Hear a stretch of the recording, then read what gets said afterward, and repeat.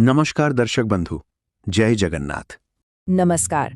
आज हम एक ऐसे टॉपिक को डिकोड करने वाले हैं जो सीधे तौर पर ग्लोबल इकोनॉमी और पूरी दुनिया के पावर बैलेंस को हिलाकर रख देने वाला है। आज हम उस नए ग्लोबल ट्रेड रास्ते का गहरा विश्लेषण करेंगे जो सालों से स्थापित अंतर्राष्ट्रीय इन्वेस्टमेंट्स को सीधी चुनौती दे रहा है। ये मुद्दा सिर्फ नई सड़कों या बंदरगाहों के बारे में नहीं है, ये विश्व स्तर पर शक्ति के एक नए दौर की शुरुआत है जिसे समझना हम सबके लिए बेहद जरूरी है। तो सबसे बड़ा सवाल यही उठता है, क्या सच में एक नया रास्ता दुनिया का पावर बैलेंस बदल सकता है? सुनने में शायद थोड़ा अजीब लगे, पर जब ग्लोबल ट्रेड की बात आती है तो हर नया समुद्री मार्ग, हर नई रेलवे लाइन अपने आप में जियोपॉलिटिक्स का एक बहुत बड़ा हथियार होती है। दुनिया के बड़े देशों के बीच इस वक्त एक बेहद कड़ी टक्कर चल रही है और इन ट्रेड इनिशिएटिव्स के नतीजे सीधे तौर पर आने वाले कल की अर्थव्यवस्था तय करने वाले हैं। अब इस पावर गेम को सही तरीके से समझने के लिए सबसे पहले हमें उस खिलाड़ी को देखना होगा जो पहले से मैदान में जमा हुआ है, यानी चीना का belt and road initiative. BRI एक तरह से चाइना का मास्टर प्लान है, जिसे आमतौर पर एक हैवीवेट चैंपियन की तरह देखा जाता है। उनका अप्रोच शुरू से ही बहुत क्लियर और इन्वेस्टमेंट हैवी रहा है। इनका पूरा फोकस हार्ड इंफ्रास्ट्रक्चर पर है।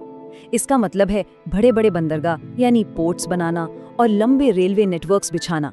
इसका एक क्लासिक एग्जाम्पल है पाकिस्तान का ग्वादर पोर्ट। इसकी स्ट्रेटेजिक अहमियत कितनी ज्यादा है, ये छिपी हुई बात नहीं है। इन मैसिव प्रोजेक्ट्स के जरिए दुनिया भर में फैला हुआ एक विशाल नेटवर्क लगातार बनाया जा रहा है। अब यहाँ एक कॉन्सेप्ट समझना बहुत जरूरी हो जाता है, चोक पॉइंट्स। जियोपॉलिटिक्स की दुनिया में ये शब्द बार बार आता है।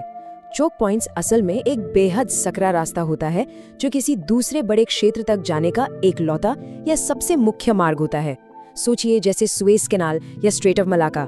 दुनिया का आधे से ज्यादा सामान इन्हीं पतले रास्तों से होकर गुजरता है।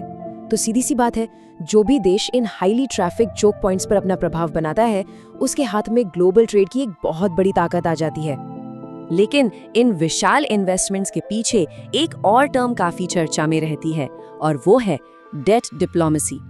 ये एक ऐसी स्थिति होती है जहां एक कर्ज देने वाला देश उधार लेने वाले देश को इतना पैसा दे देता है कि उस पर उसका राजनीतिक दबदबा यानी कि पॉलिटिकल इन्फ्लुएंस काफी बढ़ जाए।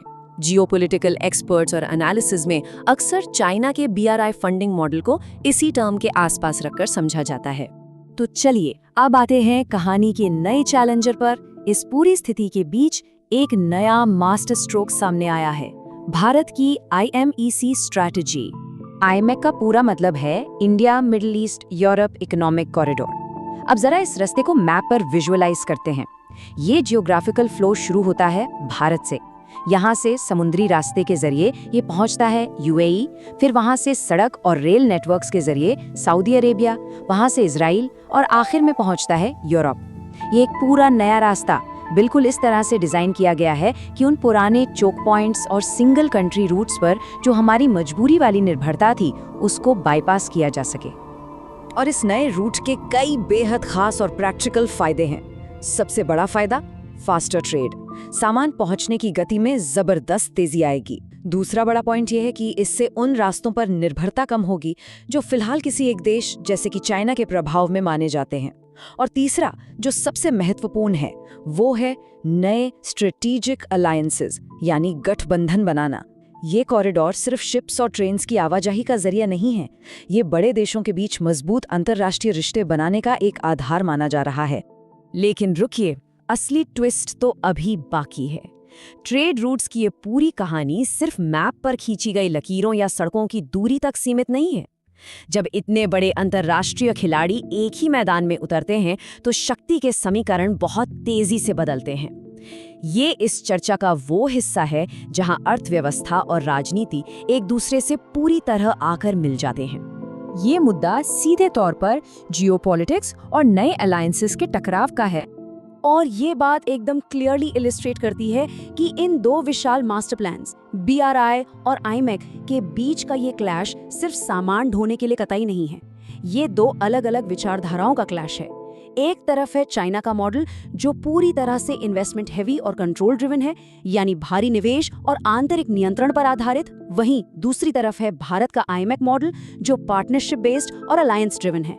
एक मॉडल जहां नियंत्रण पर जोर है और दूसरा जहां साझेदारी और सहयोग पर। ये दोनों बिल्कुल विपरीत अप्रोचेस हैं जो आने वाले समय का ग्लोबल इंफ्रास्ट्रक्चर तय कर रही हैं। और यहाँ एक और जरूरी चीज ध्यान देने वाली है।